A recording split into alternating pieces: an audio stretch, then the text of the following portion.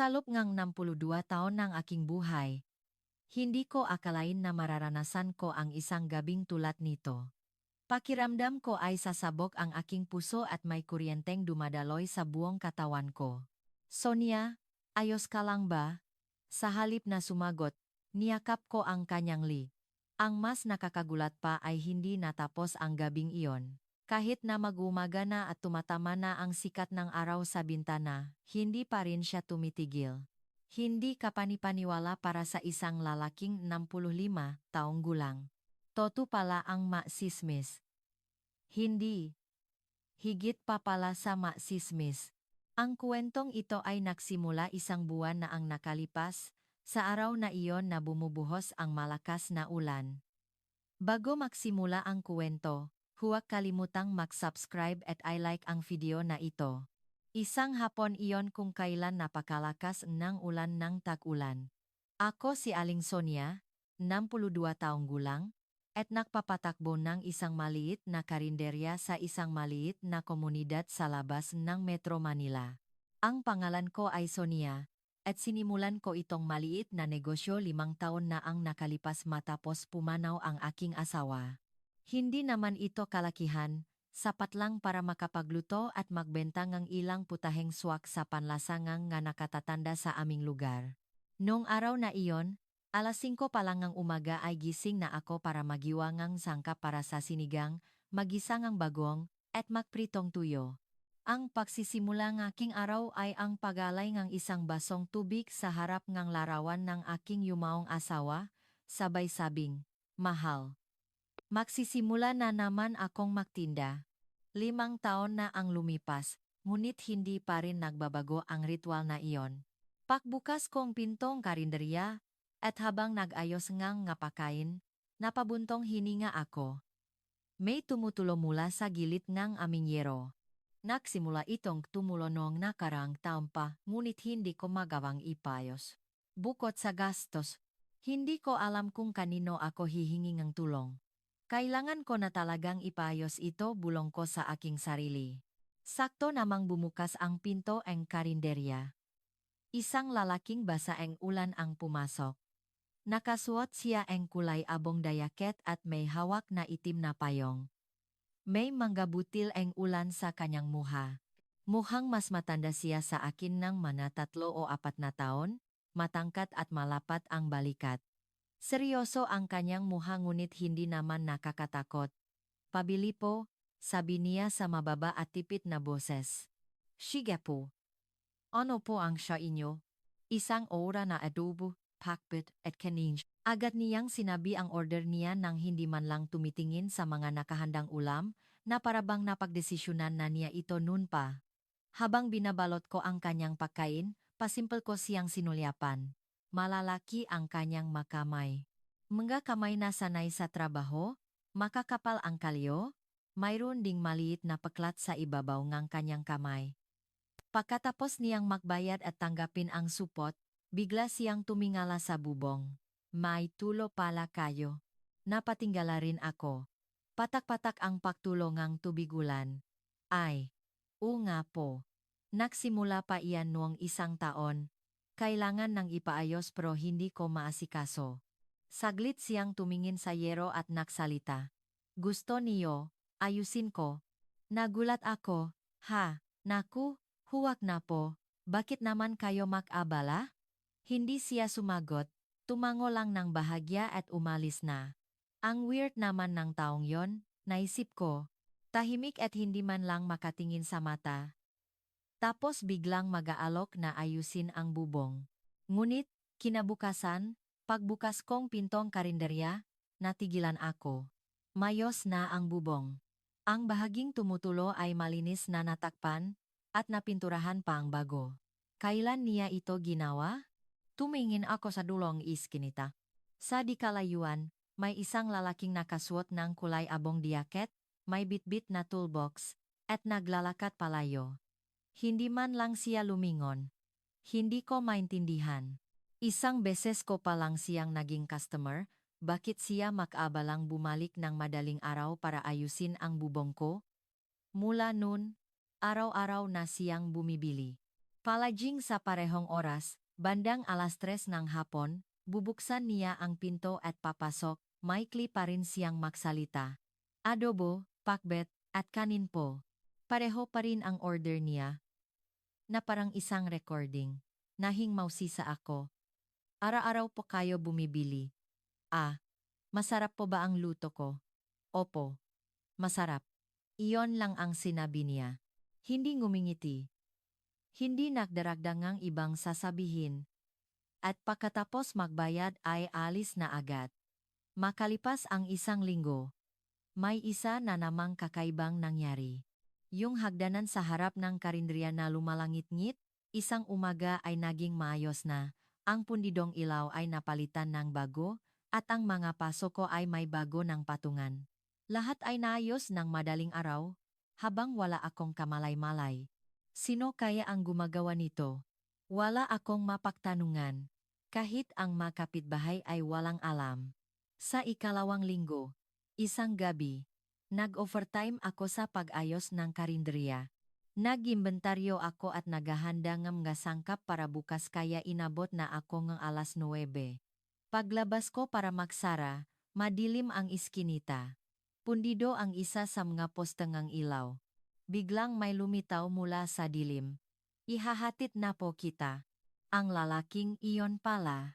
Hindi ko alam kung saan siya nanggaling. Boses niya lang ang una kong narinig. Naku, huwag na po, taga rito lang naman ako. Madilim po kasi.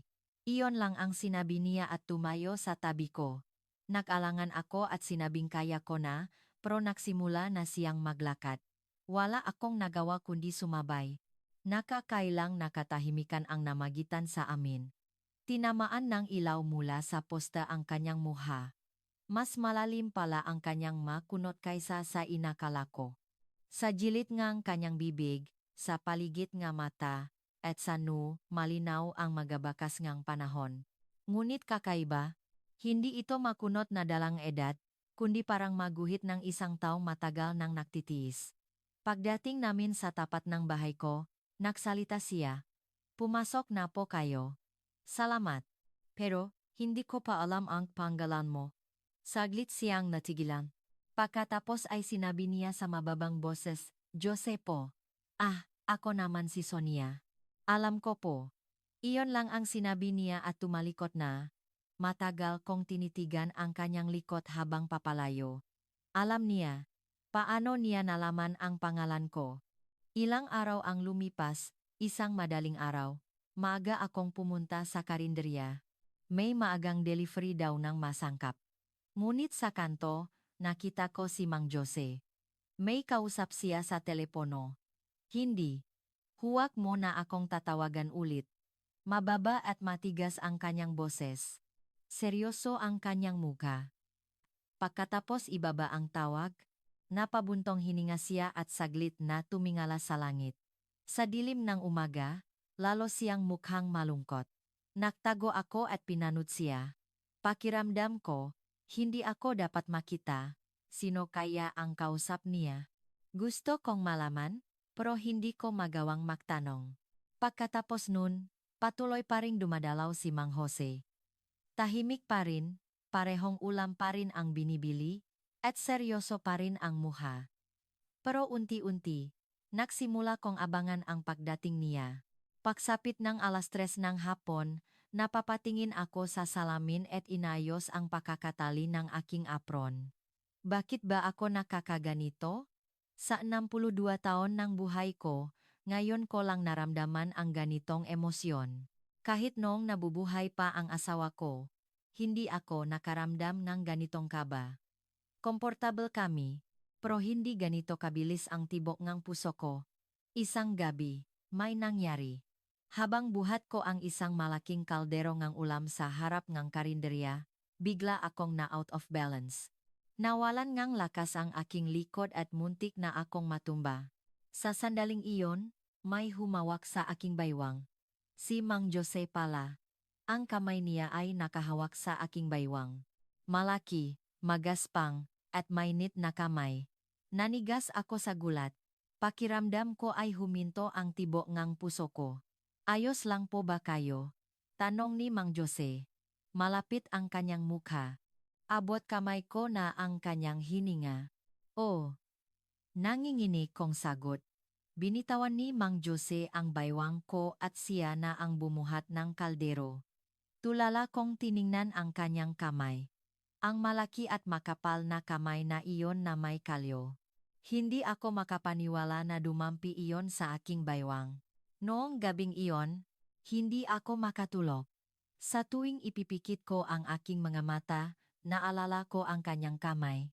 Ang pakiramdam ng pagdampi nito sa aking baywang ay nananatili. Ano ba itong pinasok ko sa edad kong ito? Sinubukan kong sawayin ang aking sarili. Nakakahiya, umayos ka, sabi ko. Ngunit walang epekto. Ang puso ko ay hindi na nakikinig sa akin. Pakaraan ng ilang araw, tinawag ako ni Ate Marites. Sonia, alam mo ba ang tunay na pakatao ng lalaking iyon? Halika rito. Medyo shocking ito. Si Ate Marites ang may-ari ngang katabing laundry shop, 68 taong gulang. Mas matanda siya sa aking ng 6 na taon, at kahit prangka magsalita, mabuti naman ang kaloban. May karanasan na rin siya sa pangalawang pag-asawa at marami ng alam sa buhay. Sumunod ako sa kanya sa likod ng laundry shop. Isinara niya ang pinto at nagsalita. Oh, makape, ka muna.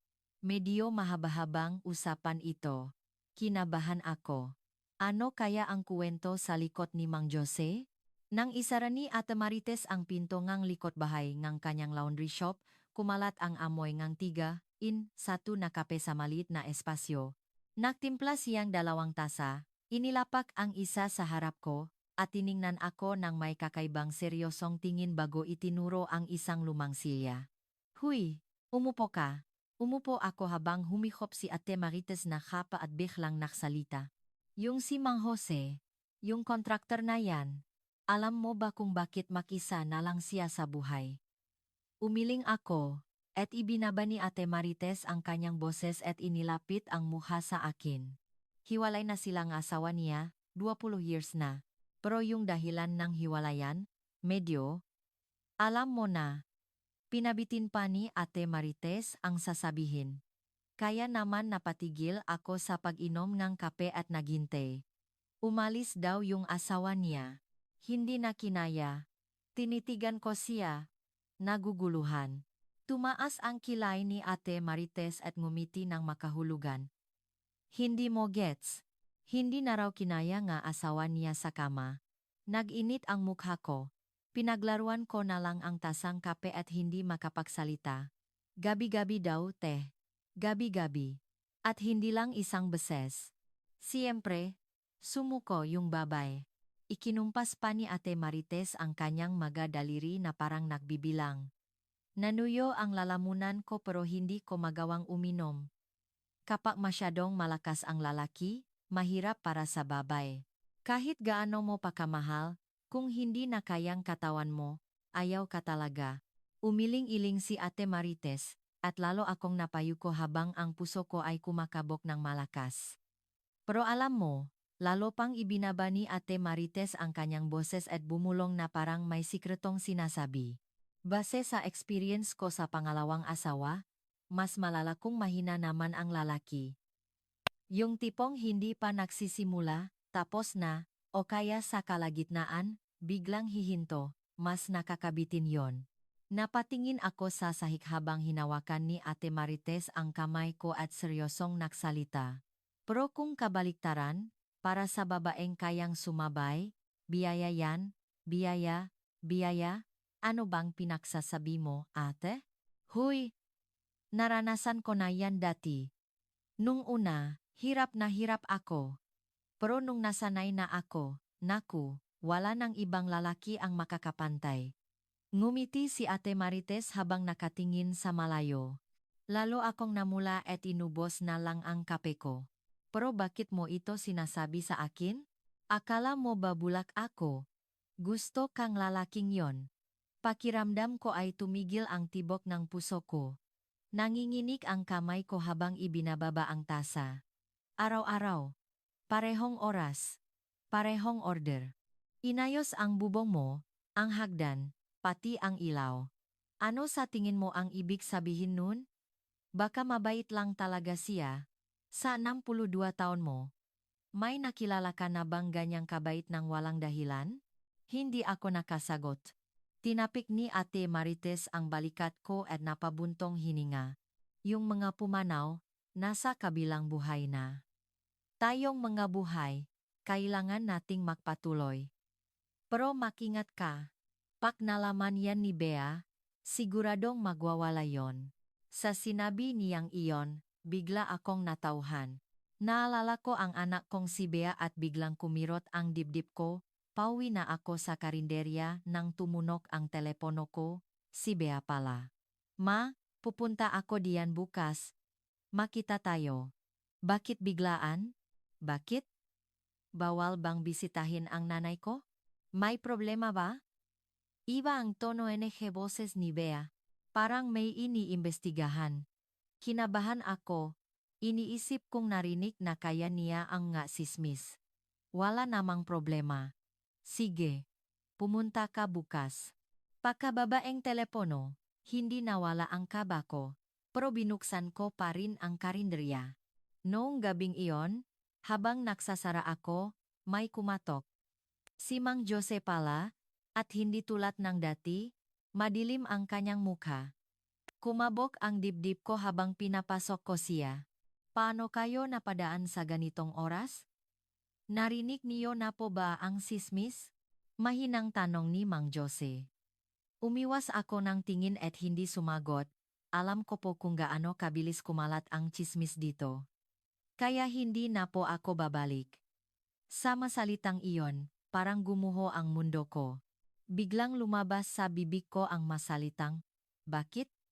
Ayaw kong makasama sa inyo, may anak po kayo. Ayaw kong mapintasan kayo dahil sa akin." Yumuko si Mang Jose. At halatang bigo. Habang tinitingnan ko siya, parang pinipiga ang puso ko. Naalala ko ang sinabi ni Ate Marites. Yung mga pumanaw, nasa kabilang buhay na. Tayong mga buhay, kailangan nating magpatuloy. Hinawakan ko ang kamay ni Mang Jose. Magaspang ito, punong kalyo, ramdam mo ang ngataon ng pagtatrabaho. Nagulat siya at napatingin sa akin. Nangingilit ang luha sa aking mga mata habang nagsasalita, "Huwag kang umalis." Nag-alinlangan ang mga mata ni Mang Jose. Hindi ko binitawan ang kanyang kamay at nagpatuloy. Sa 62 taon ang buhay ko, ngayon lang may gumawa nito para sa akin. Nanginginig ang boses ko. Bumuhos ang luha ko at hindi ko na mapigilan. Kahit ang asawa ko, hindi niya ito ginawa. Hindi niya inayos ang bubong o ang hagdan.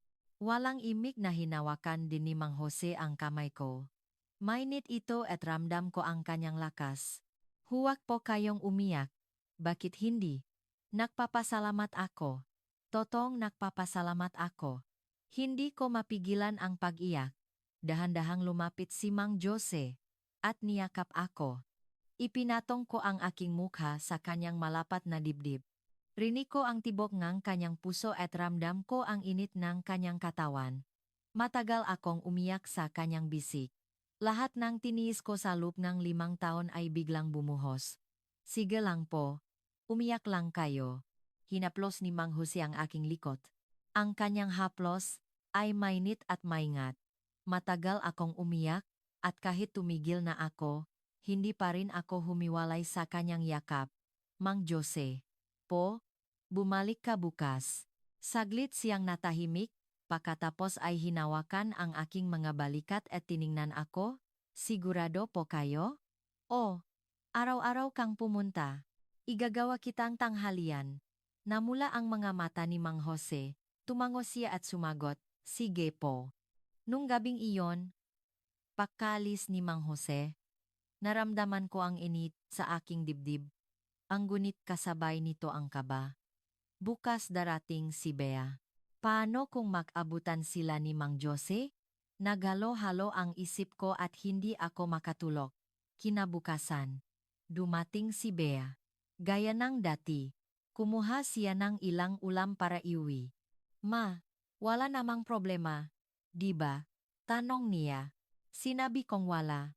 Mga isang oras din siyang nanatili bago umalis. Nakahinga ako ng maluwag. Ngunit pagkatapos nun, hindi na nagpakita si Mang Jose.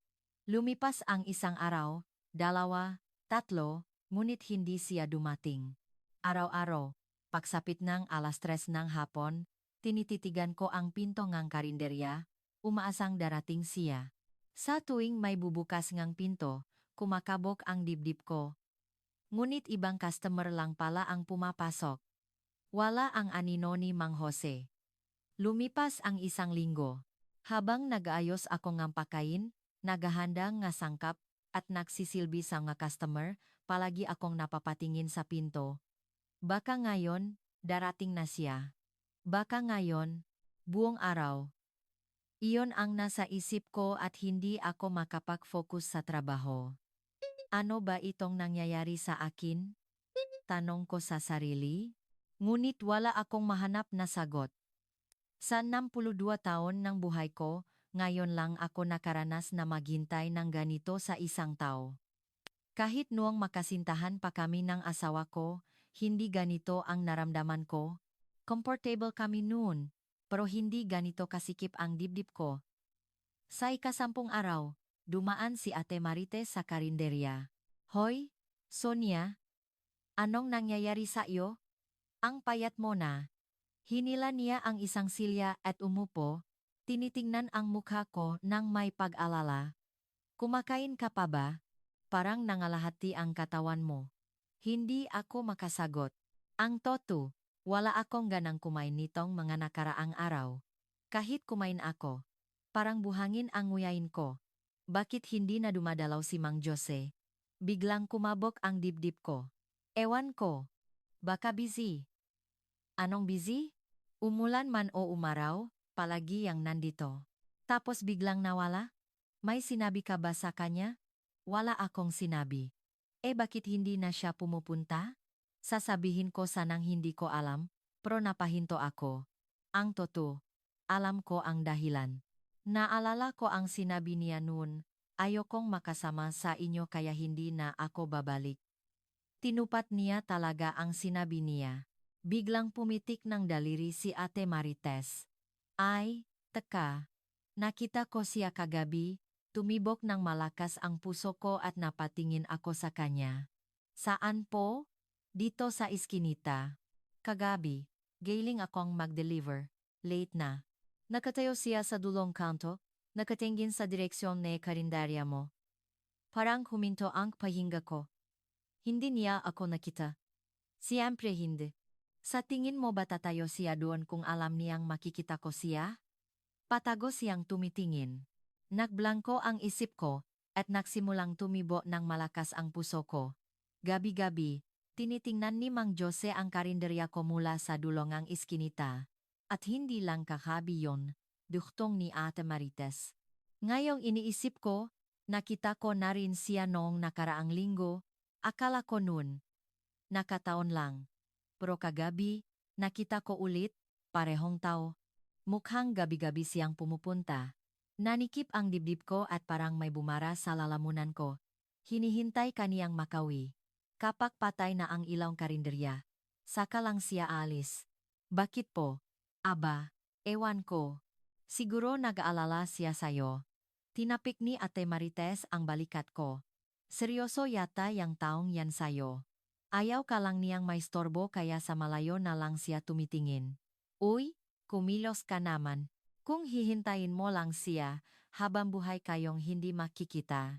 Pagkaalis ni Ate Marites, matagal akong nakaupo. Hindi maalis sa isip ko na gabi-gabi palang pumupunta si Mang Jose. Hindi nagpapakita, hindi nagsasalita, pinapanot lang ako mula sa malayo. Nananakit ang dibdib ko sa katotohanang iyon. Bakit niya ginawa iyon? Dahil nag-aalala siya. Nag-aalala siya sa akin. Naluha ako. Noong gabing iyon, maaga kong isinara ang karinderya. 2 oras na mas maaga kaysa dati. Sa halip na umuwi, sa ibang direksyon ako naglakad. Papunta sa iskinita kung nasaan ang maliit na opisina ni Mang Jose. Kumakabog ng malakas ang puso ko. nanginginig ang mga kamay ko, at nanghihina ang mga tuhod ko. Ano ba itong ginagawa ko? Gusto kong huminto, pero hindi sumusunod ang katawan ko. Kusa itong naglakad. Blanko ang isip ko habang nagpapatuloy. Pagdating ko sa harap ng opisina niya, bukas ang ilaw. Ibig sabihin, nasa loop siya. Tumayo ako sa harap ng pinto, huminga ng malalim, at pinakalma ang sarili. Umuwi na lang kaya ako? Naisip ko, pero hindi ko may galaw ang mapa ako. Hanggang dito na ako. Hindi na ako aatras. Kailangan kong makita si Mang Jose. Kumatok ako. Mas lalo kong narinak ang tibok na puso ko at pinakpawisan ang aking makapalat. May mga yabag akong narinig mula sa loob, at bumukas ang pinto. Si Mang Jose ang nasa harap ko. Natigilan siya nang makita ako. Nanlaki ang kanyang nga mata at bahagyang bumuka ang bibig. Halatang gulat na gulat. Aling Sonia, bakit po kayo naparito? Mang Jose, bakit hindi ka na pumupunta? Nauna kong tanong. Nanginginig ang boses ko pero pinilit kong maging matatag. Umiwas siyang tingin. Nailang po kasi ako sa inyo. Sino ang nagsabi niyan? Maliit lang po ang lugar natin. Mabilis kumalat ang sismis. Mapait siyang ngumiti. Iyon ang unang beses na nakita ko siyang ngumiti. Isang malungkot na ngiti. Ayoko pong makasama sa inyo, Aling Sonia. Ayokong iwasan kayong ibang tao dahil sa akin. Humakbang siya paatras. Umuwi na po kayo. Gabi na. Nakita ko ang likod niyang tumatalikod, ang malapat niyang balikat ay tila lumit. Para siyang isang taong may nagawang kasalanan na hindi dapat umiral. Mang Jose, tawag ko. Gabi-gabi? Pumupunta ka sa tapat ng karinderya ko, di ba? Nanigas ang likod niya. Nakita kong nanginginig ang kanyang mabalikat. Sa dulong iskinita, pinapanot mo ako. Bakit? Hindi siya lumingon, pero narinig ko ang kanyang boses. Mababa at nanginginig, gusto ko lang pong masigurado na ligtas kayong nakakauwi. Bakit? Nag-alala po kasi ako. Bakit ka nag-alala? Saglit na katahimikan. Pagkatapos ay dahan-dahang lumingon si Mang Jose. Basa ang kanyang mga mata. Dahil gusto po kita, Aling Sonia. Huminto ang tibok ng puso ko, pagkatapos ay kumabog ng parang sasabog. Gusto kita kaya nag-aalala ako. Gusto kita kaya gusto kitang makita. Gusto kitang lapitan pero naputol ang boses ni Mang Jose. Pero hindi ko po kaya. Dahil may problema po sa akin. Hindi ko na malayang humakbang ako palapit. Umatras naman siya. Aling Sonia, huwag po. Iniwan akong asawa ko. 20 taon akong mag-isa. Naisip ko, ang isang tulad ko ay hindi dapat lumapit sa babay. Makakasakit lang ulit ako. Magiging dahilan lang ulit ako para umalis sila. Nanginginig ang kanyang boses, at may namumong luha sa kanyang mga mata. Pero nang makilala kita, Aling Sonia, nagbago ang lahat. Gusto kitang lapitan. Gusto kong hawakan ang kamay mo. Gusto kitang makita araw-araw. Pero natatakot ako. Natatakot akong baka iwan mo rin ako. Baka isipin mong may mali sa akin. Tinitigan ko si Mang Jose. Isang lalaking 20 taon nang iniisip na may problema siya. Isang lalaking piniling mamuhay mag-isa dahil naniniwala siyang makakasakit lang siya. Ngayon, nanginginig siya sa harap ko. Kusa kong itinaas ang aking nga kamay at hinawakan ang kanyang mukha. Nagulat siya at nanigas. Nanlaki ang kanyang nga mata. Mang Jose, po, hindi ako natatakot diyan. Nakalinlangan ang mga mata niya. At saka, nanginginig din ang boses ko, pero kailangan kong sabihin ito. Gusto rin kita, Mang Jose. Parang huminto ang oras. Natahimik ang buong paligid. Tinitigan ako ni Mang Jose, hindi makapaniwala. Aling Sonia, pakinggan niyo po muna ako. Pagkatapos niyo marinig lahat, saka po kayo magdesisyon. Mayroon po akong kwentong 20 taong kong hindi sinabi kanino man. Ayoko pong maglihim sa inyo. Tumango ako. Hindi po magandang pag-usapan dito. Pwede po ba tayong pumunta sa bahay ko? Nag-alinlangan ako saglit bago tumango. Pinatay ni Mang Jose ang ilaw sa opisina at isinara ang pinto. Hinawakan niya ang kamay ko habang naglalakad kami sa iskinita. Mga 10 minuto ang lumipas, huminto kami sa harap ngang isang maliit na bahay. Ito po ang bahay ko. Binuksan niya ang pinto at pumasok kami. Isang maliit na sala na may isang sofa, lumang TV. At sa isang pader ay nakahanay ang kanyang nga gamit sa pagkukumpuni. Bahay ang isang taong 20 taon nang namumuhay mag-isa. Inabutan ako ni Mang Jose ang isang basong tubig at umupo sa sofa. Umupo rin ako sa tapat niya. Dahan-dahan siyang nagsalita. 15 taon na kaming kasal nun. Ako ay 45 at ang asawa ko ay 42. Tumingin siya sa malayo. Ang boses niya ay bumalik sa isang araw. 20 taon na ang nakalipas. Pinigilan ko ang aking pahinga at nakinig. Mahal na mahal ko ang asawa ko. Totoo iyon. Kaya gabi-gabi, hinahanap-hanap ko siya. Gusto ko siyang makatabi, mayakap. Saglit na katahimikan. Nakita kong humikpit ang pakuyom ngang kanyang kamay sa kanyang hita. Lumitaw ang mga ugat sa kanyang kamay. Pero iba yata para sa kanya. Noona, sinasabi niyang pagod lang siya. Pagod sa trabaho, gusto niyang magpahinga. Sabi ko, sige. Kaya kong maghintay. Mapait siyang ngumiti at nagpatuloy. Pero ang pagod niya ay naging 1 linggo, 1 buwan, 3 buwan. Sinubukan kong intindihin. Baka pagod nga siya, kailangan kong maging mas maalalahanin. Kaya nagtiis ako. Tumingin siya sa akin, nanginginig ang kanyang nga mata. Isang gabi, ako ang unang lumapit. Matagal na rin kasi. Kaya, naisip kong baka okay na. Naputol ang boses ni Mang Jose. Tinulak niya ako. Bakit ba ganyan ka? Hindi ka ba makapaghintay kahit 1 araw? Hayop ka ba? Ganon ang sinabi niya. Nanlamig ang buong katawan ko. Wala akong masabi. Narinig ko lang ang nanginginig na boses ni Mang Jose. Wala akong masabi, nakaupo lang ako doon natulala. Ako, hayop. Dahil mahal ko ang asawa ko at gusto ko siyang makasama, hayop na ako? Iyon lang ang paulit-ulit sa isip ko. Yumuko si Mang Jose at halatang bigo. Pagkatapos nun, nagtiis ako. Pero may hangganan pala. Kapag matagal kang nagtitiis, mababaliw ka. Saglit siyang huminto bago nahirapang magpatuloy. Isang gabi, hindi ko namalayan, lumapit ako sa kanya, gusto ko lang siyang yakapin. Iyon lang. Pero sumigaw siya. Tumulo ang luha mula sa mga mata ni Mang Jose. Abnormal ka. Ilang beses ba dapat? Papatayin mo ba ako? Pagkarinig ko nun. Nanigas ako. Tinakpan ni Mang Jose ang kanyang muha ng nga kamay at nakpatuloy. Nong gabing iyon, nagimpake siya. Umalis siya ng madaling araw at hindi na bumalik.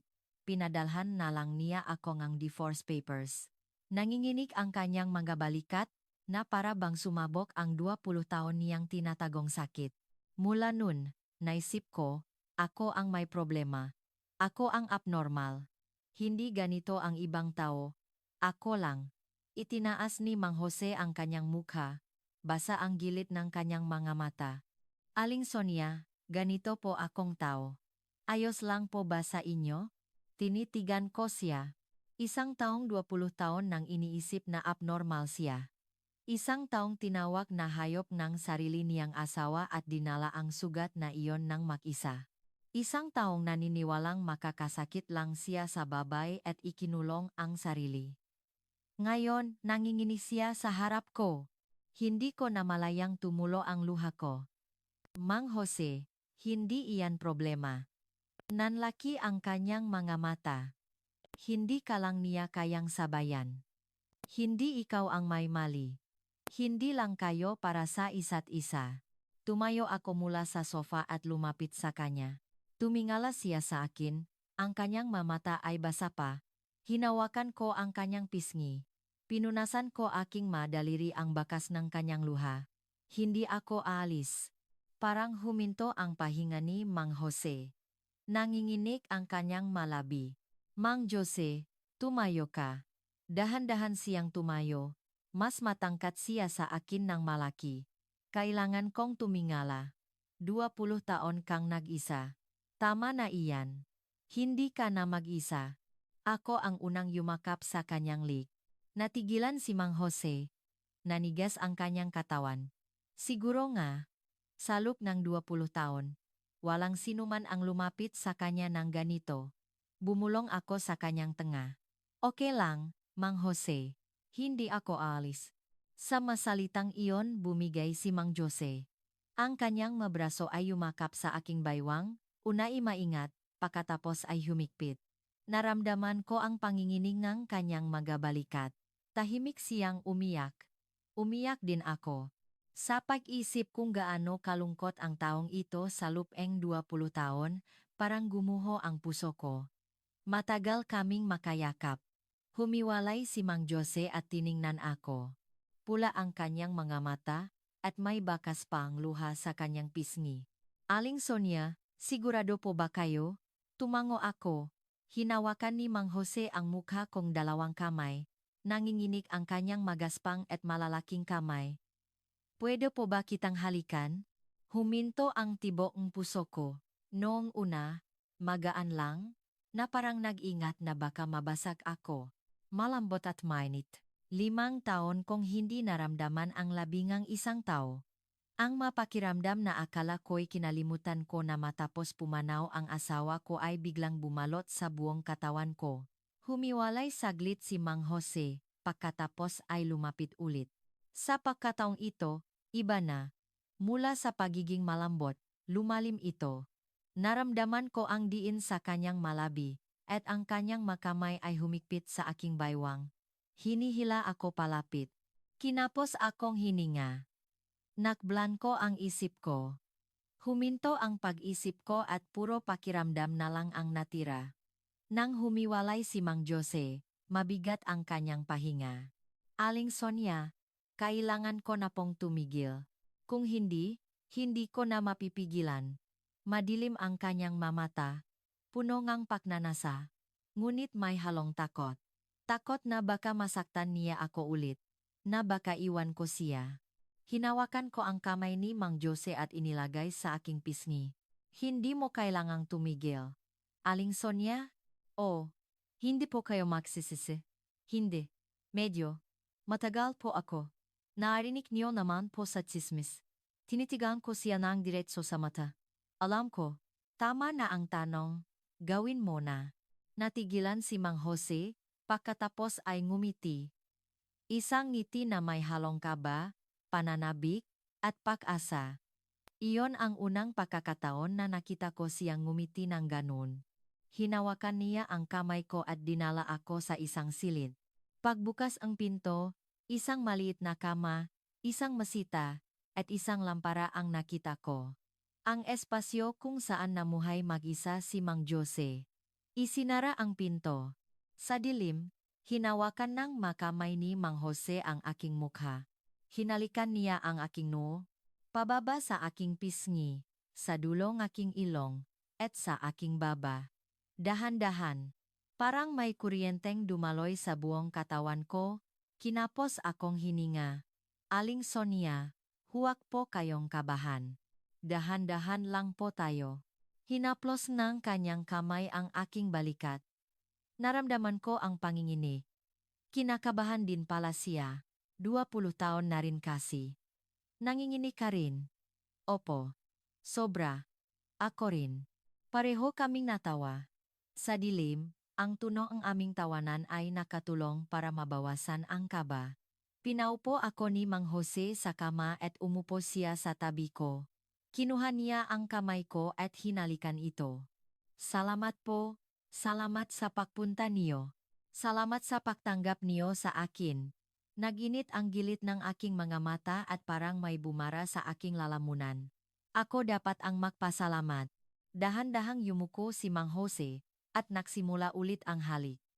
Sa pagkakataong ito, hindi na ito huminto. Ang mga kamay niya ay gumapang sa aking baywang, sa aking likod, pababa ng pababa. Nag-init ang buong katawan ko, kinapos akong hininga, lumalim ang gabi. At doon ko nalaman. Totoo pala ang masismis. Hindi, higit pa pala sa masismis. Dahan-dahang gumalaw ang makamay ni Mang Jose sa aking katawan. Magaspang ngunit malambot ang kanyang mahaplos habang dumadaan sa aking mabalikat, yumayakap sa aking baywang, at bumababa. Para siyang nag-ingat na baka ako'y mabasak, ngunit kasabay nito ay ang matinding pagnanasa sa bawat haplos. Sa simula, maingat siya. Dahan-dahan, napakadahan-dahan siyang lumapit, tinitingnan ang aking reaksyon, na para bang sinisigurado kung komportable ba ako, at paulit-ulit na humihinto. Naramdaman ko ang panginginig ng dulo ng kanyang nga daliri. Ang panginginig na iyon ang nagsasabi kung gaano siya katakot na mapalapit muli sa isang tao pagkatapos ng 20 taon. Kinakabahan din ako. Pagkatapos pumanaw ng aking asawa, tuluyan ko nang kinalimutan ang ganitong pakiramdam at inakalang hindi ko na ito mararanasan pa. Ngunit ngayon, sa edad na 62, sa bisik ng isang estranghero, nag-init ang buong katawan ko. Tiningnan ako ni Mang Jose, at kahit sa dilim, nakita ko ang kanyang mga mata. Isang tingin na may halong pag-aalala at pagnanasa. Sabihin mo lang kung nahihirapan ka. Umiling ako. At sa sagot kong iyon, bumigat ang pahinga ni Mang Jose. Pagkatapos nun, nagbago ang lahat. Nawala ang pag-ingat at lalong lumalim. Humikpit ang hawak ng makamay ni Mang Jose, bumilis ang kanyang manggagalaw, at bumigat ang kanyang pahinga. Ipinikit ko ang aking mga mata at ipinaubaya ang aking sarili sa mga sensasyon. Parang may kuryenteng dumadaloy sa buong katawan ko. Mahigit 30 taon kaming nagsama ngang dati kong asawa, ngunit ni minsan ay hindi ko naramdaman ang ganito, ang aking asawa ay laging mabilis matapos. 5 minuto lang, tapos na. Akala ko, normal lang iyon. Ganun talaga ang mga lalaki, lalo na kapag tumatanda, ngunit iba si Mang Jose. Walang katapusan. Nawala ang konsepto koong oras. Hindi ko na alam kung 1 oras na ba o 2 oras na ang lumipas. Hindi tumitigil si Mang Jose at wala siyang bahid ng pagod. Pinagpapawisan siya, ngunit pantay pa rin ang kanyang pahinga, at ang kanyang nga mata ay lalong nagiging malinaw. 65 taong gulang ba talaga siya? Hindi ka pani-paniwala. Sa edad niyang ito, ganito kalakas. Naalala ko ang sinabi ni Ate Marites. 3 o 4 na beses sa isang araw, at kapag nagsimula, hindi na tumitigil. Akala ko noon, exaggeration lang. Ngayon, buong katawan kong nararamdaman. Humihingal ako at hinawakan ang balikat ni Mang Jose. Teka lang. Huminto si Mang Jose at tiningnan ako ng may pag-aalala. Nahihirapan ka ba? Itigil na natin? Hindi. Hihinga lang ako. Hinaplos niya ang aking buhok habang naghihintay. Habang humihinga ako ng malalim, tiningnan ko ang kanyang mukha. Basang-basang ang pawis, ngunit wala pa ring bahid ng pagod. Pang-ilan na ba ito? Natigilan si Mang Jose. Pangatlo. Hindi ako makapaniwala na pangatlo na pero hindi pa rin tapos, nanlaki ang mga mata ko sa gulat. Biglang lumungkot ang mukha ni Mang Jose. Kakaiba nga po ako, di ba? Agad kong hinawakan ang kanyang muka. Hindi ito kakaiba. Nakakamangha ito. Sa magandang paraan.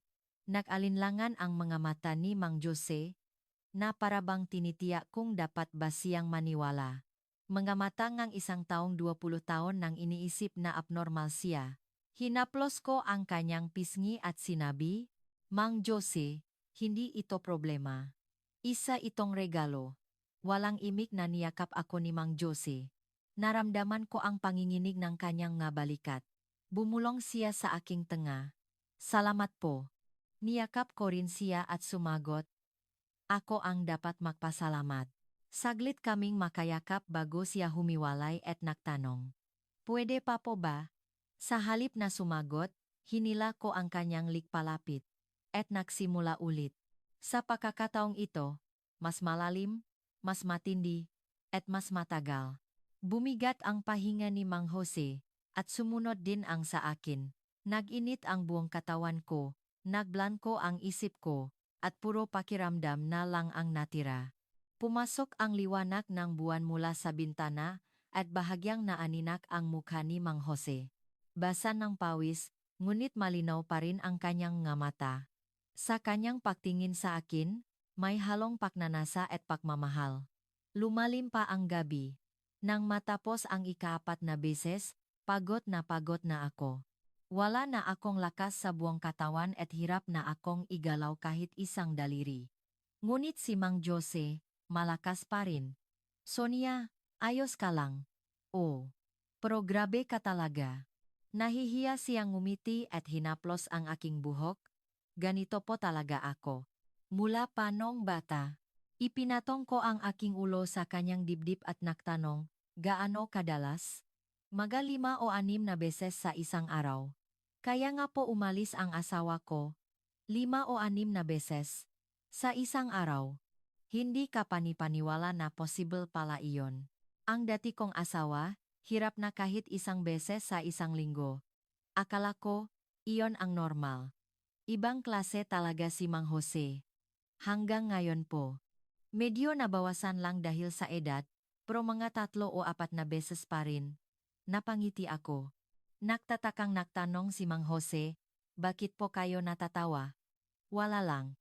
Yung dati kong asawa kasi, 5 minuto lang. Tapos na.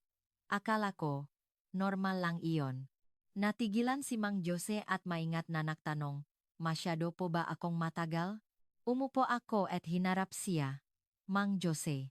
Po, hindi ito nakakapagod. Masarap sa pakiramdam. Nanlaki ang mga mata ni Mang Jose. Hindi makapaniwala. Talaga po? Oh, Toto. Sasabihin ko sa'yo ang toto. Hinawakan ko ang kanyang pisngi at sinabi, ngayon lang ako nakaramdam ganito kasarap. Sa buong buhay ko. Walang imik na niyakap ako ni Mang Jose. Mahigpit. Naramdaman ko ang panginginig ng kanyang balikat. Nanginginig ang kanyang boses nang bumulong siya sa aking tenga. Sonia, toto po bang ayos lang ako? Isang tanong na puno 20 taon ng takot. Hinaplos ko ang kanyang likod at bumulong, ayos ka lang, hindi ka kakaiba. Hindi ako alis. Pangako. Mas humigpit ang yakap ni Mang Jose. Ang kanyang bisik ay mainit. At nagsimula ulit. Hindi ito tumigil hanggang sa sumikat ang araw. Hindi ko na binilang kung pang-ilan na. Ipinabahala ko na lang ang aking katawan at naramdaman ang bawat sandali. Nang pumasok ang sikat ng araw sa bintana, saka lang tumigil si Mang Jose. Ako naman, baksak na. Wala na akong lakas para igalaw kahit isang daliri, at mabigat na ang talukap ng aking nga mata. Niyakap ako ni Mang Jose, ang kanyang dibdib na basang pawis ay mainit. Sonia, ayos ka lang? Oo. Pero hindi na ako makagalaw. Tumawa si Mang Jose at hinaplos ang aking ulo. Pasensya na. Masyado yata kitang pinagot. Hindi. Masarap. Toto. Mas humigpit ang yakap niya at bumulong. Salamat. Salamat sa pagpunta mo. Salamat sa pagtanggap mo sa akin. Salamat dahil hindi mo sinabing kakaiba ako. Nag-init ang gilid ng aking mga mata at parang may bumara sa aking lalamunan. Ako ang dapat magpasalamat. Dahil sa'yo, parang nabuhay ulit ako. Hinaplos ni Mang Jose ang aking buhok at sinabi, salamat. Ngumiti ako at sumiksik sa kanyang bisik. Kumalat ang sikat ng araw sa buong silid. Ipinikit ko ang aking mga mata habang yakap niya ako. Pagod na pagod ako. Buong gabi kaming hindi natulog. Matulog ka na. Nandito lang ako sa tabi mo. Ang kanyang masalita ay puno nginit. Bago ako tuluyang makatulog, narinig ko ang boses ni Mang Jose. Sonia, mahal kita. Iyon ang unang pagkakataon na narinig ko ang masalitang iyon. Ang unang peg-amin ng peg-ibig mula sa bibig ni Mang Jose. Habang nakapikit, sumagot ako. Mahal din kita. Pagmulat ko ang mata, isang hindi pamilyar na kisame ang nakita ko. Pumasok ang sikat ang araw mula sa bintana, at ang alikabok ay sumasayaw sa liwanag. Mabigat ang aking katawan, at hirap akong igalaw kahit isang daliri. Nasaan ako? Saglit akong nakatitig sa kisame bago makaramdam ng init sa aking tabi. Paglingon ko, natutulog si Mang Jose. Ang kanyang nakapikit na muha ay payapa. Sa gitna ng kanyang malalalim na kunot, mayroong kapanatagan. Hindi ka panipaniwala na ang taong ito, na 20 taon nang natutulog mag-isa, ay katabi ko ngayon. Dahan-dahan akong bumangon. Nanankit ang buong katawan ko. Masakit ang aking likod. Nanghihina ang aking mga binti. Ang mga bakas ng nagdaang gabi ay nasa buong katawan ko. Nangyari nga talaga. Doon lang ito naksink in sa akin. Ito ang pinakamahabang gabi sa 62 taon grang aking buhay. Ang nga bagay na hindi ko naranasan sa 30 taon kong pagsasama sa dati kong asawa, lahat ay naranasan ko kagabi. Nagmulat ng mata si Mang Jose. Gising ka na pala. Paus ang kanyang boses, at napapikit siya dahil sa sikat ng araw. Tumango ako. Bumangon si Mang Jose at tiningnan ang aking mukha. Pagod ka? No? Masyado kitang pinahirapan kagabi. Okay lang. Medyo masakit lang ang katawan. Hinaplos ni Mang Jose ang aking likod na may halong pagsisisi. Ang kanyang haplos ay mainit. Igagawa kitang almusal. Diyan ka lang, huwag kang gagalaw. Tumayo si Mang Jose mula sa kama. Tinitigan ko ang kanyang likod. Malapat na balikat, matipunong likod. Isang katawan na hindi mo akalaing 65 anyos na. Ngayon alam ko na kung saan nanggagaling ang lakas niya kagabi. Ilang sandali pa, may narinig akong ingay mula sa kusina. Tunog ng kaldero, ng kutsilyo sa sangkalan, at ng pagbukas ng kalan. Habang nakahiga sa kama, pinakinggan ko ang matunog na iyon, at hindi ko na malayang naluha ako. Hindi ko na matandaan kung kailan huling may nahanda ng almusal para sa akin. Kahit noong nabubuhay pa ang asawa ko, ako palagi ang nahahanda. Gigising ako ng madaling araw, magluluto ng kanin ulam at maginit ng kape. Akala ko, normal lang iyon. Ngunit ngayon, isang estrangherong lalaki ang naghahanda ng almusal para sa akin. Kumalat ang mabangong amoy sa buong silid. Amoy ngang sinigang na kumukulo at itlog na piniprito. Dun ko lang naramdaman na gutom na pala ako. Wala kaming kinain kagabi. Binuksan ni Mang Jose ang pinto. Kaya mo bang bumangon? Dahan-dahan akong bumangon. Inilahat niya ang kanyang braso para alalayan ako. Nanginginig ang aking mga binti at hirap akong maglakad. Ayos ka lang. Oh, medyo nanghihinalang ang nga binti ko. Ngumiti si Mang Jose, inalalayan ang aking baywang, at dahan-dahan kaming naglakad. Kasalanan ko to. Pasensya na. Ano ka ba? Sabi ng masarap eh. Sa maliit na mesa, nakahanda na ang almusal. Sinigang, tortang itlog, at bagong saing na kanin. Simple pro ramdam mo ang pag-alaga. Umupo ako sa harap ng mesa, at umupo rin si Mang Jose sa tapat ko. Nang hawakan ko ang kutsara, nanginginig ang kamay ko. Bakit? Tanong ni Mang Jose. Umiling ako. Wala lang. Matagal na kasing may nahanda ng pagkain para sa akin. Tahimik akong tiningnan ni Mang Jose. Lumambot ang kanyang tingin. Mula ngayon, araw-araw na kitang igagawa. Sa mga salitang iyon, naluha ako. Yumuko ako at sumubong ang kanin. Masarap. Maasim-asim at malinamnam. Malambot ang magulay. Masarap. Buti naman. Hindi ako masyadong marunong magluto. Magaling ka na para diyan. Ngumiti si Mang Jose, at ngumiti rin ako. Tahimik kaming kumain. Ngunit hindi ito nakakailang. Comfortable lang. Para kaming matagal nang makakilala, na araw-araw nang sabay kumakain ng almusal. Pagkatapos kumain, sinabi ni Mang Jose, Sonia, bakit? Kagabi, nahing sigurado na ako. Gusto mo bang tumira kasama ko? Huminto ang tibok ng puso ko. Masyadong biglaan. Anong ibig mong sabihin? Gaya ngang sinabi ko. Gusto kong tumira kang kasama ko. Seryoso siyang tumingin sa akin. Walang bahid ng pagbibiro sa kanyang mukha. Kagabi, naintindihan ko. Hindi ko na kayang mag-isa. Hindi ko na kaya nang wala ka, Sonia. Kumabog ang dibdib ko at nagulo ang isip ko. Masaya ako, ngunit natatakot din. Naalala ko ang anak ko ang sasabihin ng nga kapitbahay. Ang masalitang sa edad mong ito ay umalingaw-ngaw sa isip ko. Mang Jose, kasi hindi ko matuloy ang sasabihin ko. Hinawakan ni Mang Jose ang kamay ko. Ang kanyang mainit na kamay ay bumalot sa akin. Mag-isip ka muna. Hindi mo kailangang sumagot ngayon. Sinasabi ko lang ang nararamdaman ko. Tumango ako. Binitawan niya ang kamay ko at ngumiti.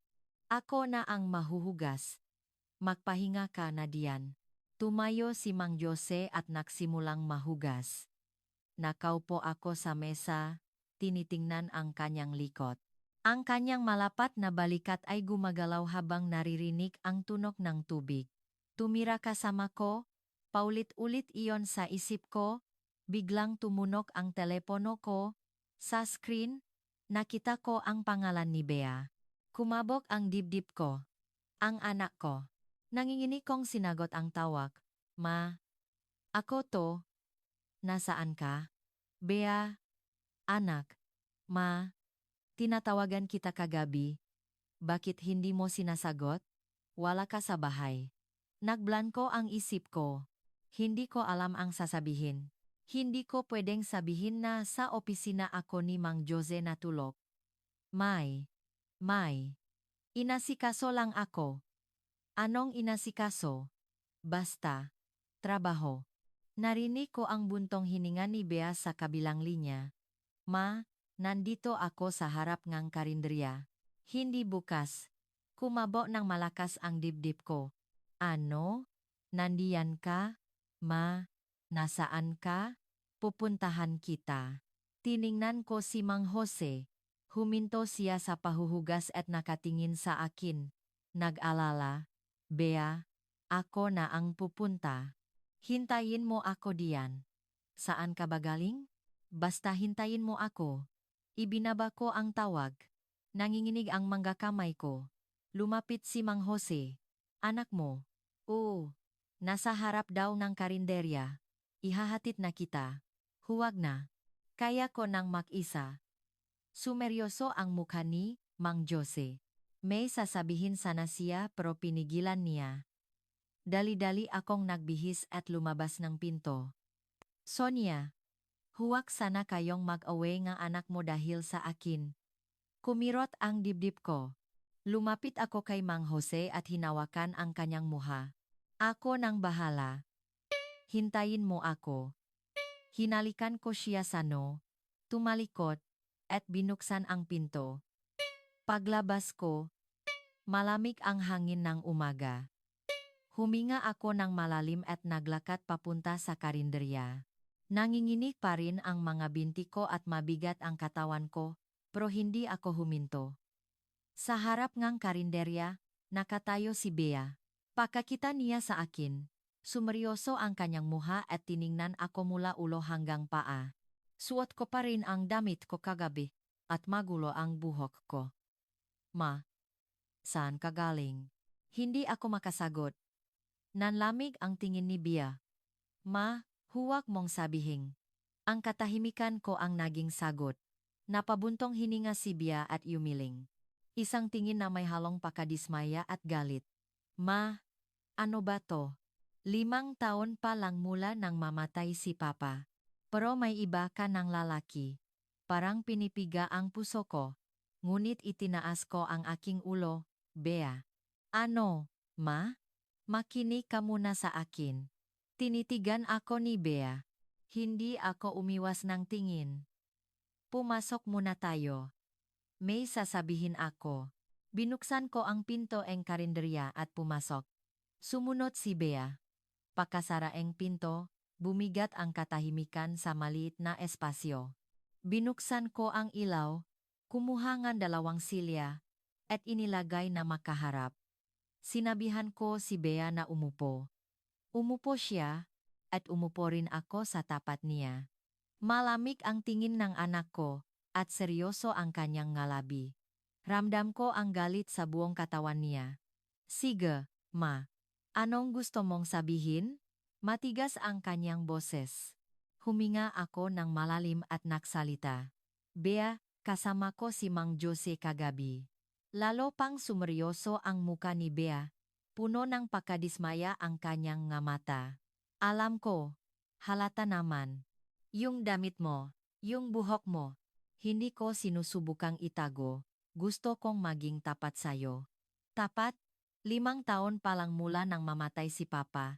Tapos sasabihin mo sa akin kung anong ginawa niyong ibang lalaki buong gabi? Nasaktan ako. Ngunit hindi ako umiwas ng tingin. Tinitigan ko siya ng diretso sa mata. Bea, alam mo ba kung paano ako nabuhay sa loob ng 5 taon? Natahimik si Bea. Hindi siya sumagot. Araw-araw, alas 4 ng umaga, gising na ako. Nakluluto, nakbubukas ang karinderya, naktatrabaho hanggang gabi. Pakuwi ko, walang tao. Mag-isang kumakain, mag-isang nanonood ng TV, mag-isang nahihiga sa kama. Nakatitik sa kisame, iniisip kong ganito na lang ba ulit bukas. Parang may bumara sa lalamunan ko. Nag-init ang gilid ng aking mga mata, pero pinigilan ko. Tuwing may okasyon, pag pumupunta ako sa inyo, kumpleto kayo. Buong pamilya, kumakain, nagtatawanan. Ako, parang bisita lang doon. Pagkatapos kumain at maghugas, wala na akong mapuntahan. Uwi ako sa bahay na walang tao, mag-isa. Bahagyang nagbago ang ekspresyon ni Bea. Kinagat niya ang kanyang labi. Ganun ako sa loob ng 5 taon. Hindi ko masabing malungkot ako. Ayokong maging pabigat sa'yo. Palagi kong sinasabing okay lang ako, kaya kong mag-isa. Pero hindi ako okay. Tumulo ang luha ko. Sinubukan kong pigilan, pero hindi ko kaya. Nang makilala ko si Mang Jose, nagbago ang lahat. Araw-araw siyang bumibili ng ulam. Tahimik niyang inaayos ang karinderya. Nag-iwan ng payong pag umulan. Walang hinihinging kapalit. Ngayon lang may gumawa niyan para sa akin. Yumuko si Bea. Hindi ko makita ang kanyang muha. Nakagusto ako sa kanya. Sa edad kong to. Nakakahiya. Ganun din ang inisip ko. Pero wala akong magawa. Kumakabog ang dibdib ko. Gusto ko siyang makita. Gusto ko siyang makasama. Huminga ako ng malalim at nagpatuloy. Kagabi, ikinuwento niya sa akin ang buhay niya. Kung bakit sila, nagiwalay 20 taon na, ang nakalipas. Kung bakit siya namumuhay mag-isa. Sabi niya, may problema daw sa kanya. Nakakasakit lang daw siyang babae. Kaya sa loob ng 20 taon, wala siyang naging karelasyon. Itinaas ni Bea ang kanyang ulo. Iba na ang tingin niya. Umiyak siya. Ang isang taong 20 taon nang nag-iisa, umiyak sa harap ko. Nagtanong siya kung kakaiba ba siya. Kung iwan ko rin ba siya. Tinitigan ko ang aking anak. Niyakap ko siya, Bea. Sinabi kong okay lang, hindi siya kakaiba. Hindi ako alis. Tahimik akong tinitigan ni Bea. Namumula ang gilid ng kanyang mga mata. Bea, tao lang din ako. Nalulungkot. Gusto kong may masandalan, may mahawakan, mayakap, makarinig ng magagandang salita. Kasalanan ba iyon? Kinagat ni Bea ang kanyang labi. Tumulo ang luha sa kanyang pisngi. Hindi ko naman sinasabing hindi ko minahal ang papa mo. 30 taon kaming makasama. Mahalaga siya sa akin, at umiyak ako ng sobra nung nawala siya. Pero nasa kabilang buhay na siya. Ako, nandito pa. Ang mga buhay, kailangang magpatuloy. Naalala ko ang sinabi ni Ate Marites. Yung mga pumano, nasa kabilang buhay na. Tayong mga buhay, kailangan nating magpatuloy. Ang mga salitang iyon ay yumalabas na ngayon sa aking bibig. Bawa ba akong maging masaya? Bawal ba akong makmahal sa edad kong ito? Kailangan ko bang ang permiso mo para maging masaya? Yumuko si Bea. Nanginginig ang kanyang nga balikat. Umiyak yata siya. Matagal na katahimikan. Naghintay ako. Anuman ang sabihin niya, handa akong tanggapin. Kahit tutulan niya, magalit, o putulin ang ugnayan namin. Ngunit ayoko nang magtago, ayoko nang magsinungaling. Itinaas ni Bea ang kanyang ulo. Pula ang kanyang mga mata, may bakas ngang luha sa kanyang pisngi, at nanginginig ang kanyang nalabi. Ma, anak, matagal na kitang hindi nakikitang nakangiti ng ganyan. Natigilan ako. Noong huli akong pumunta, nakita kita sa karinderiya. Iba ang itsura mo. May nagbago. Hindi ko alam nun kung ano, pro. Pinunasan ni Bea ang kanyang luha at nagpatuloy. Mula nang mamatay si Papa, hindi na kita nakitang ngumiti. Kahit sa maokasyon. Pilit ang ngiti mo. Kahit sa telepono, walang sigla ang boses mo. Alam kong busy ako at hindi kita madalas mabisita, pero nag-alala ako sa'yo. Paano ka nabubuhay mag-isa, hindi ka ba nalulungkot? Naputol ang boses ni Bea, pero noong huli kitang makita, iba ka. Kumikinang ang nga mata mo, parang may inaabangan ka. Alam kong dahil sa lalaking iyon, kaya lalo akong nagalit. Nagalit ka. Oh, ayokong makitang ngumingiti ka sa ibang lalaki bukod kay Papa. Parang pinagtaksilan mo siya. Si Papa. Huminto si Bea, pagkatapos ay nagpatuloy. Pero ngayon, pagkatapos kong marinig ang kwento mo, naisip ko, naging makasarili yata ako. Tahimik ko siyang tinitigan. Ako, may pamilya ako. May asawa. May mga biyenan. Tuwing may okasyon, masaya kami. Pero ikaw, ma, wala kang kasama. Mag-isa ka. Hinawakan ni Bea ang kamay ko. Malamig ito, ngunit mahigpit ang hawak. Ma, sorry. Parang may bumara sa lalamunan ko. Sana mas madalas kitang binisita. Sana mas inalagaan kita. Sana hindi kita hinayaang mag-isa. Bea, mahal mo ba talaga siya, ma? Tumango ako.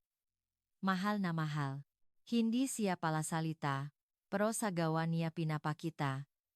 Ipinagluto pa nga niya ako nga musal. Ngumiti si Bea. Sa gitna ng kanyang ngaluha, sumilay ang isang ngiti. Ipinagluto ka ng almusal? Ng kanin? O sinigang? Masarap. Marunong magluto ang lalaki? Medyo. 20 taon ba namang mag-isa? Napabuntong hininga si Bea at yumiling. Gusto mo nga talaga siya, ma? Ibang-iba ang itsura mo. Parang dalaga. Ano ka ba? Totu. Kumikinang ang mga mata mo. Nahiya ako at yumuko. Hinawakan ulit ni Bea ang kamay ko. Ma, anak, pwede ka ring maging masaya. Huminto ang tibok ang puso ko. Sa edad kong ito, nakakahiya. Ang masalitang iyon na 5 taon kong ikinulong sa sarili ko ay gumuho dahil sa isang salita mula sa aking anak. Bumuhos ang luha ko. Hindi ko na mapigilan. Tumayo si Bea at niyakap ako. Ang yakap ng anak ko ay mainit. Huwag ka nang umiyak, ma. Ako ang may kasalanan. Sorry. Hindi. Hindi mo kasalanan. Siguro, pag tumanda rin ako tulad mo, maintindihan ko. Kung ano ang pakiramdam ngang mag-isa, ngang mangailangan ngang kasama. Humiwalay sa akin si Bea at tiningnan ang aking mukha. Yung lalaking iyon, ipakilala mo sa akin. Gusto kong makita kung anong klaseng tao siya. Pinunasan ko ang aking luha at tumango. Sige, ipakikilala ko siya. Pero ma, bakit? Hindi mo na kailangang sabihin kung anong ginawa niyo kagabi. Ayoko nang malaman. Sumimangot si Bea. At natawa ako. Hindi mo naman tinanong. Halata naman. Ma, iba ang lakat mo. Tumawa si Bea, at tumawa rin ako. Humanang mabigat na hangin.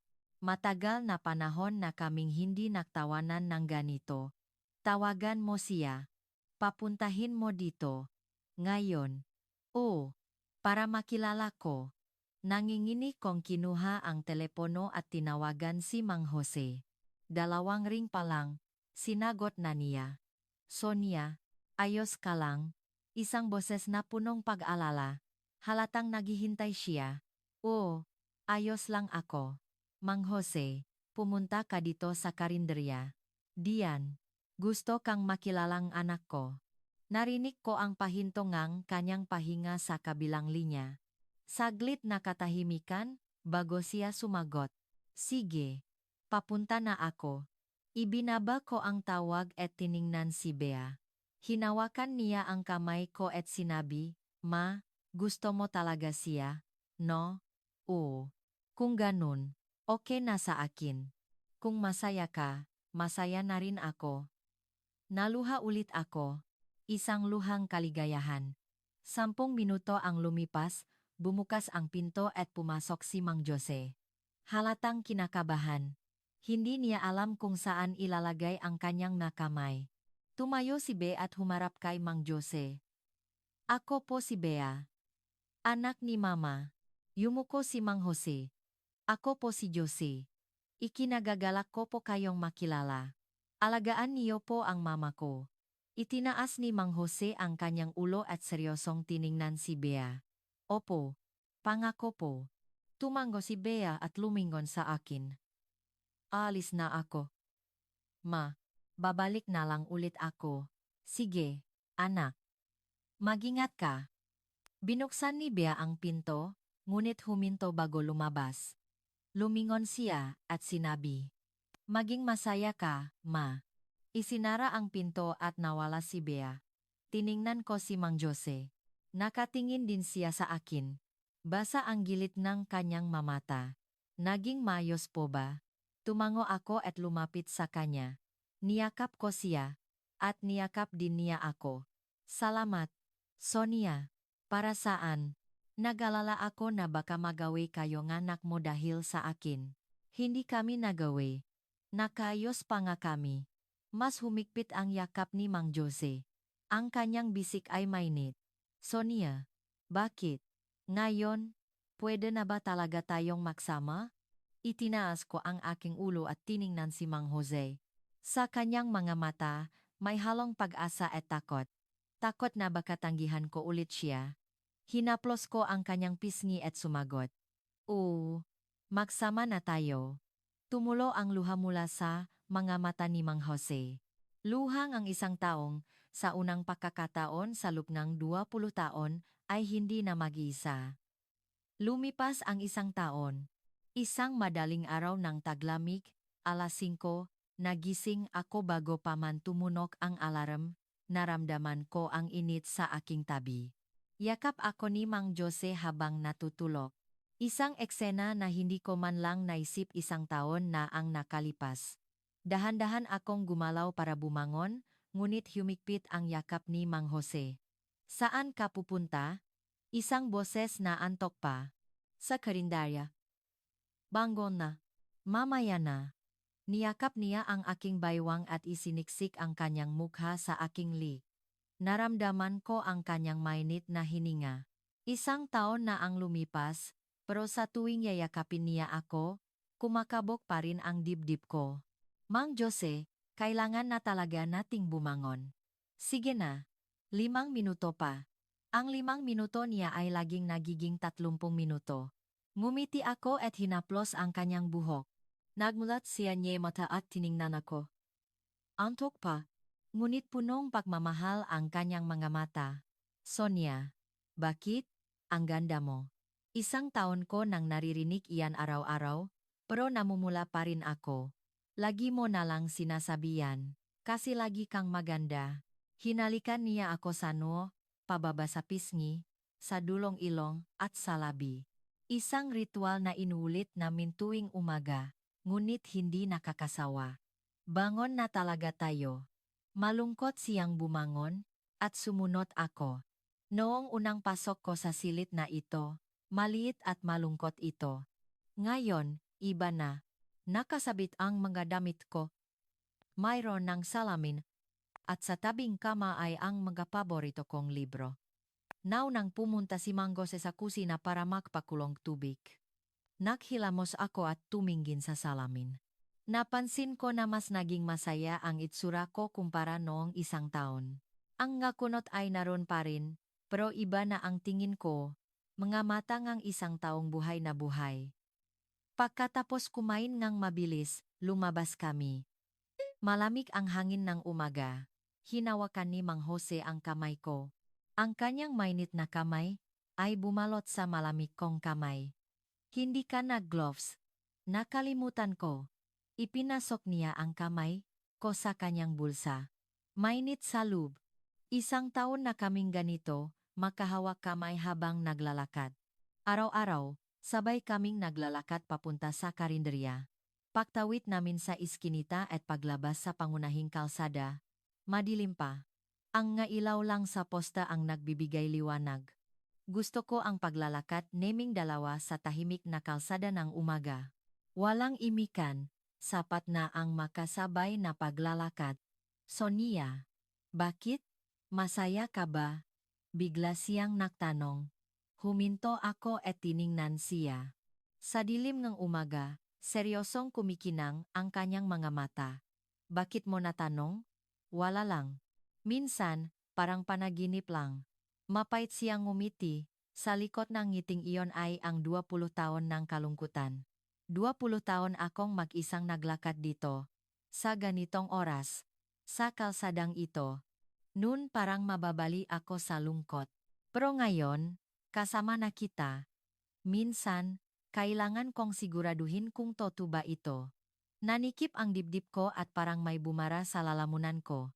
Hinawakan ko ang kanyang pisngi at sinabi, "Totoo ito. Hindi ito panaginip." Hinawakan ni Mang Jose ang kamay ko at hinalikan ito. Sa malamig na hangin ng umaga, mainit ang kanyang ngalabi.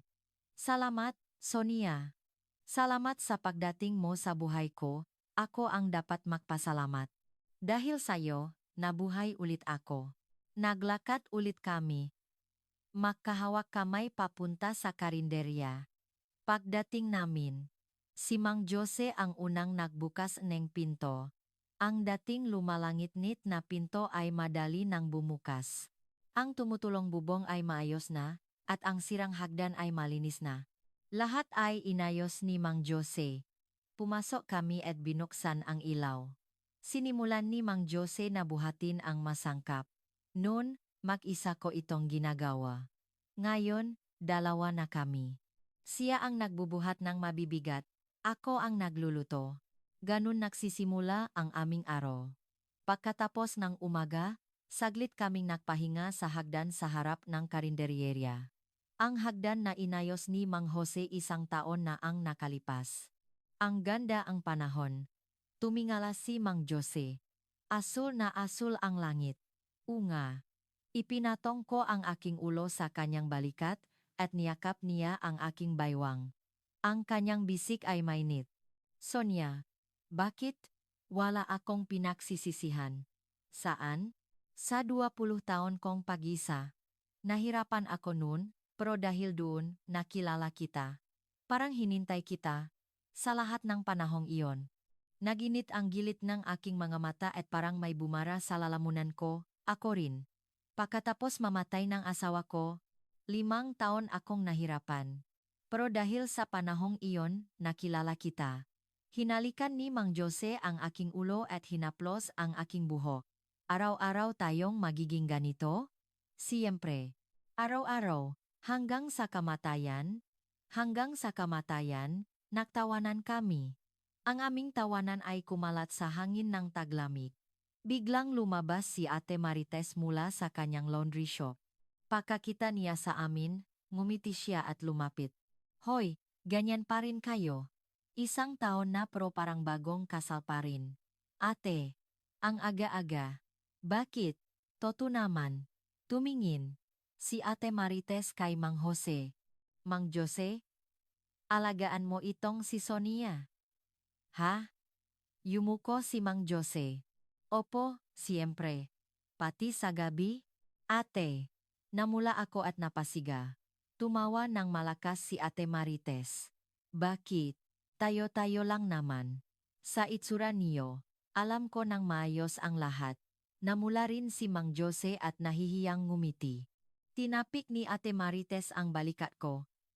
Huy, ang ganda ngang itsura mo. Ibang-iba ka na kumpara nung isang taon. Dahil sa lalaking ito, alam mo yan. Alam ko. Kung alam mo, alagaan mo siya. Saan ka pa makakahanap ng ganitong lalaki? Malakas. At hindi mo na kailangang sabihin, gagawin na niya. Bumalik na si Ate Marites sa kanyang shop. Tiningnan ko si Mang Jose. Nahihiya siyang nakangiti. Sabi niya, malakas daw ako. Narinig ko. Bumulong si Mang Jose sa aking tanga. Gusto mong makita mamayang gabi? Nag-init ang mukha ko at tinulak ko siya. Ano ba yan? Tanghaling tapat. Biro lang. Hindi mukhang biro. Tumawa si Mang Jose, at tumawa rin ako. Nung gabing iyon, pakasarangang karinderya, umuwi kami. Nahanda si Mang Joseng hapunan. Sinigang, tortang itlog, at ang paborito kong atsara ang nasa mesa. Parehong menu noong unang beses niya akong ipinaglutong almusal. Sinadya mo to. Tumango si Mang Jose. Anniversary natin gayon, di ba? Unang gabi mong natulog dito. Naantik ako at nag-init ang gilit ng aking mga mata. Naalala mo pa? Siyempre, ito ang pinakamahalagang araw sa buhay ko. Lumapit ako kay Mang Jose at niyakap siya. Ang kanyang bisik ay mainit. Isang taon na ang lumipas, pero sa tuwing yayakapin niya ako, kumakabog pa rin ang dibdib ko. Mang Jose, bakit? Mahal kita. Mas humigpit ang yakap niya at bumulong, mahal din kita. Pagkatapos kumain at magugas, umupo kami sa sofa. Hinawakan ni Mang Jose ang kamay ko, at sumandal ako sa kanyang balikat. Sonia, bakit? Ganito na lang tayo palagi. Oo. Sabay tayong gigising tuwing umaga, sabay kakain, sabay pupunta sa karinderya, at sabay uuwi sa gabi. Ganito na tayo. Hanggang sa kamatayan. Hinalikan ni Mang Jose ang aking kamay, at ipinikit ko ang aking mga mata. Hindi dahil huli nang dumating ang pag-ibig, ito'y naging mababaw. Bakus, dahil sa pahihintay, lalo itong lumalim. Isang taong 20 taon nang nag-iisa at isang taong 5 taon nang nag-iisa ay nagtagbo at ngayon ay sabay nang naglalakad. Makahawak kamay tuwing umaga. Ang inakala ni Mang Jose na problema niya ay naging regalo para sa akin. At gusto ko ring maging regalo para sa kanya.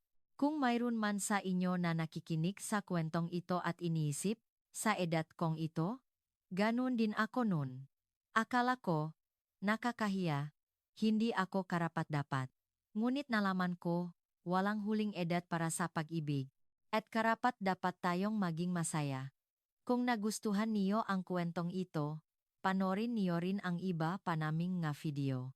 Libre lang ang like, subscribe, at on ng notification. At kung mayroon kayong ganitong tao sa tabi niyo, ano kaya ang pakiramdam? Ay comment sa ibaba.